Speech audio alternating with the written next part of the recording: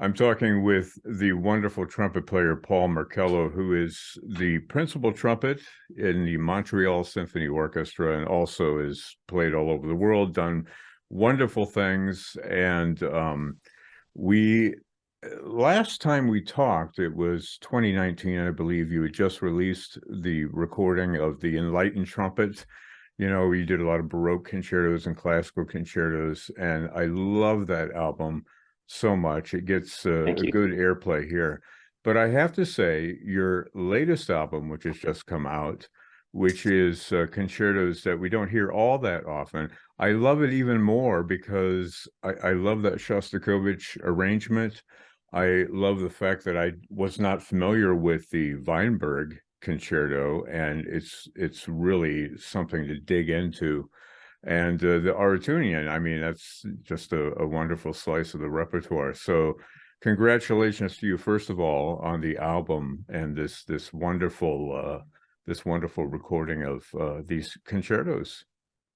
Thank you so much. I really appreciate your kind words about both those albums, because I'm proud of both, but I have to say this particular one is very touching for me because I'm donating all the proceeds to UNICEF for the children of Ukraine. That was the initiative that I wanted to do, and that was the deal with Naxos, and they accepted. And it's, knock on wood, it's going quite well. As we know, physical copies don't sell that well anymore, but the streams, I think it's the most streams I've ever gotten in the first month.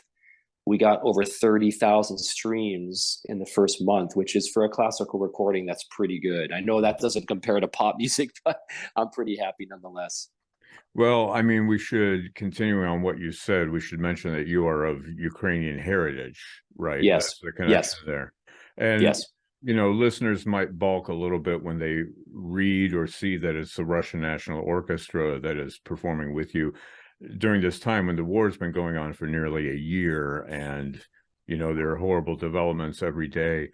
I wonder if you could address like what a musician is or can do in this day and age to address these situations. I mean, you've done it with your donation to Ukrainian children through UNICEF, but what purpose does art serve for you when it comes to global conflict?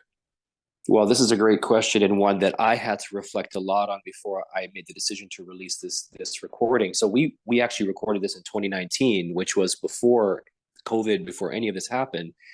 And we were anxious to release it, but when COVID hit, obviously that couldn't happen. Then the Russian invasion of Ukraine. And yes, I recorded it in Moscow with the Russian National Orchestra.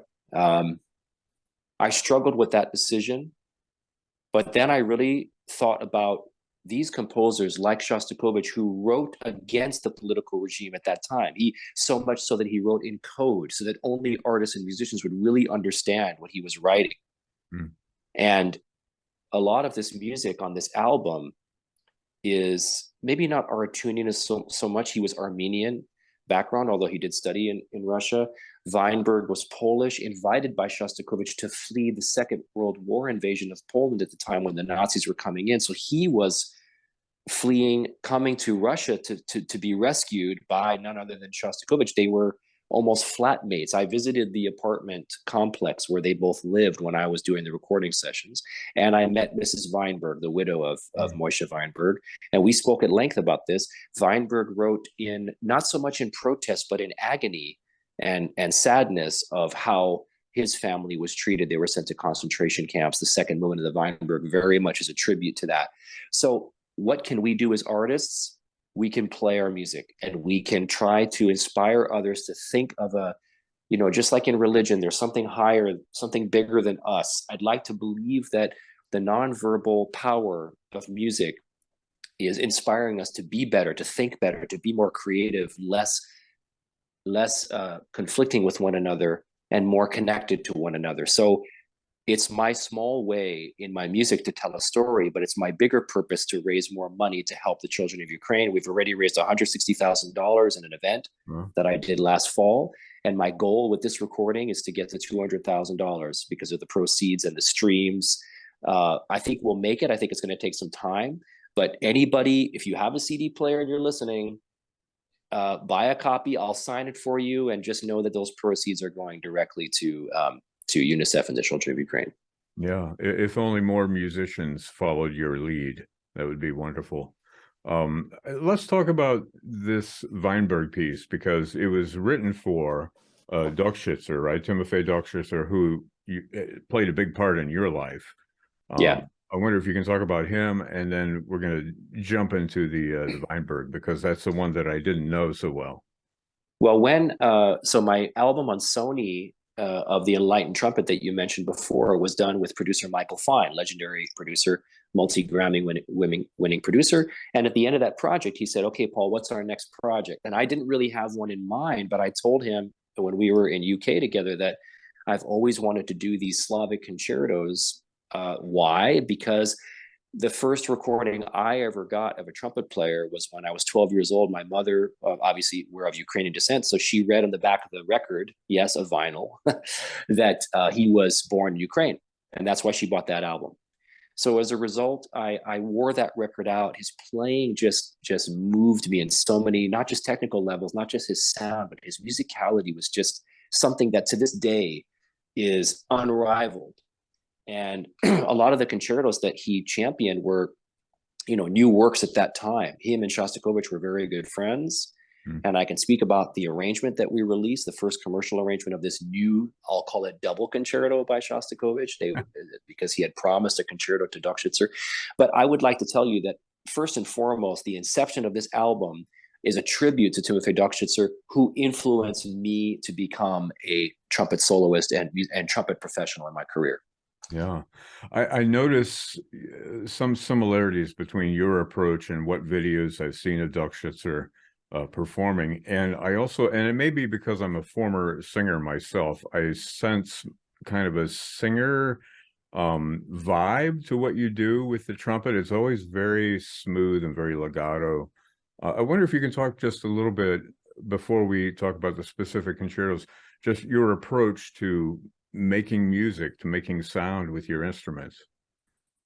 Yeah, I mean, that I appreciate those comments again. That I try my very best all the time to imitate singing when I play the trumpet. Trumpet can be a very vertical instrument, just in the nature of the fact that we have the three valves that are vertical, just in nature of the fact that when you miss a note on a brass instrument, it's evident to everyone.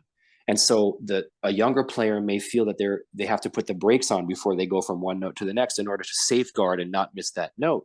But if you listen to great singers, there's no screen, there's no filter when they go from one note to the next. As a matter of fact, in an interval, a singer will somehow connect the interval. And that's what I try to do as a brass player, is when I go from one note to the next, keep that sense of horizontal line and connect the notes. Always connect the notes like a singer would do. Dokschizer played with a very wide vibrato, which is a little bit unorthodox for North American brass playing, especially when it comes to playing in an orchestra. My job with the Montreal Symphony, I probably would never use a vibrato as wide as I would sometimes as a soloist. But there's a character in that also emulates singing. When you hear the big Casta Diva or the big, soprano solos in operas, I mean, there's a big wide vibrato from many singers. And so sometimes I emulate that as well.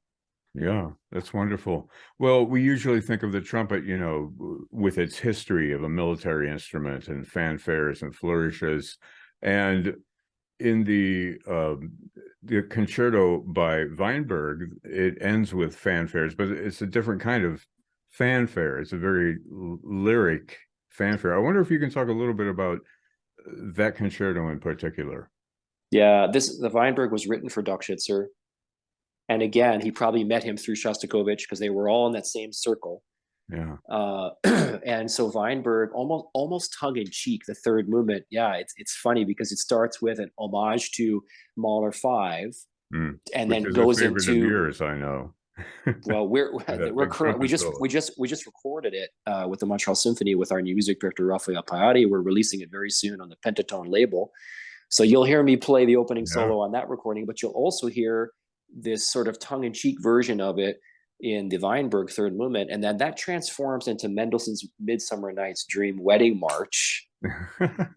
And it sort of peters out. Then it goes into quotes from Bizet's Carmen and Stravinsky's Petrushka.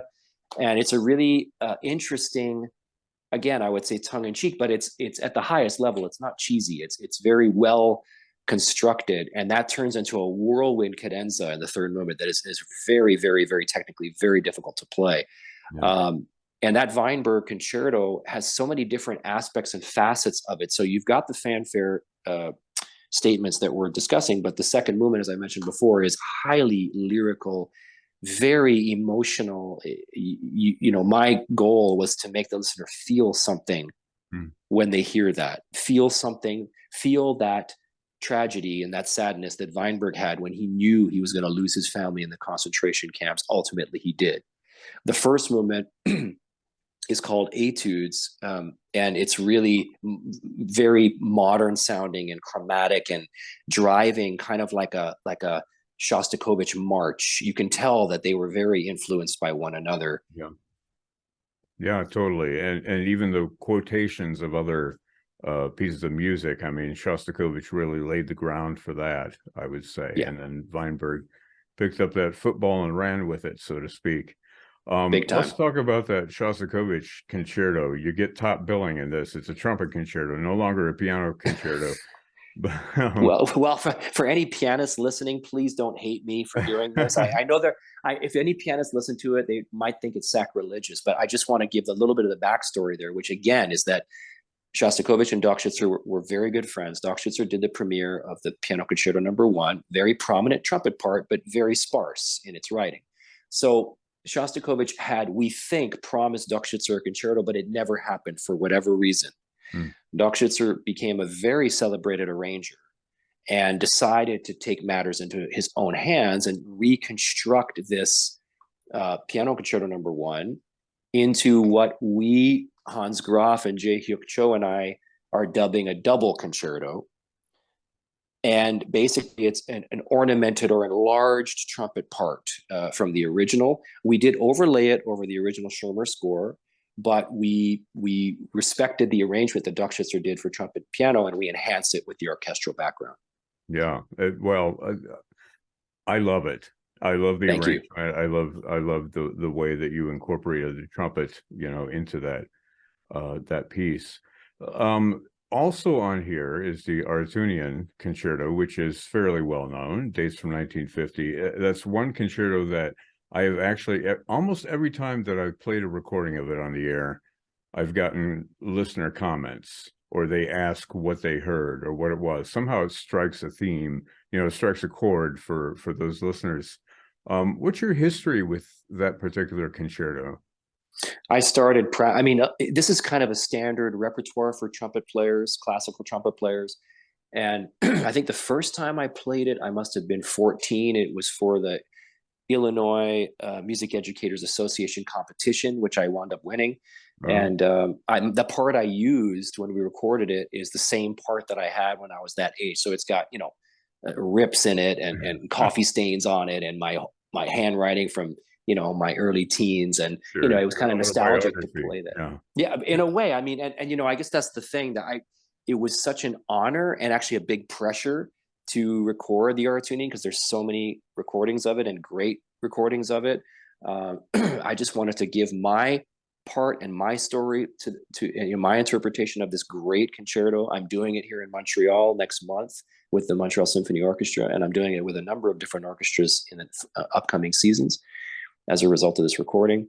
And I'm just really, really happy and proud to play this particular concerto, because it dates back since my beginning few years as a trumpet player. Yeah. You mentioned Illinois. You're from Illinois, right? Originally? Yeah. So am I. I'm from Moline. You know where the Quad Cities are? Not too far from. Yeah. That's I'm Champaign. Yeah, right. Yeah. So you're a little bit downstate. Yeah.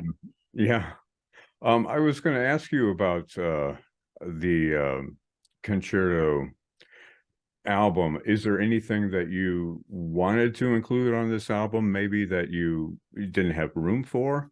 I mean, how did you have these three pieces in mind from the get-go? From the get-go, I had these particular pieces in mind, but there's a lot of great Slavic repertoire. I really love the Oscar Böhm concerto. I love the Pakhmatova concerto. There's a number of other concertos that are less known that Dokschizer premiered, and he's the only one that recorded them, but they're totally worth hearing. I won't name them right now, but I mean, just a few of them: Vasilenko, Tomberg, Andryazhin, Nestorov. These are composers who are not well known, but they wrote incredible concertos for trumpet, and they warrant being heard. I just wanted to make a theme with these three concertos, the fact that Dokschizer was so intrinsically linked to all three of them. Yeah, yeah. Well, in the words of your producer, what's your next project? I need to take a break from recording. Well, I did release only on Medici TV. So it's video only. I'm really proud of this project, actually. We may wind up releasing it streaming only, but it's called Gershwin's World. It is available to stream on Medici TV and Marquee TV. This was my idea, actually, to incorporate all of the composers that Gershwin influenced and that somehow influenced him.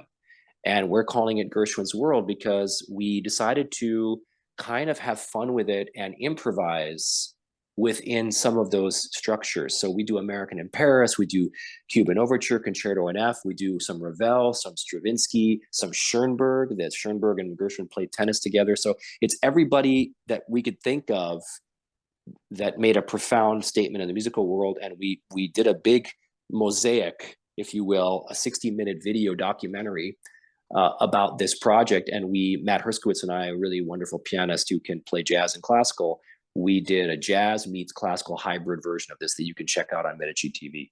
Wow, that's wonderful. It sounds really interesting. We'll direct listeners also to your website where they can get the CD, right, that we were talking about earlier of this new album. It's on the Naxos label.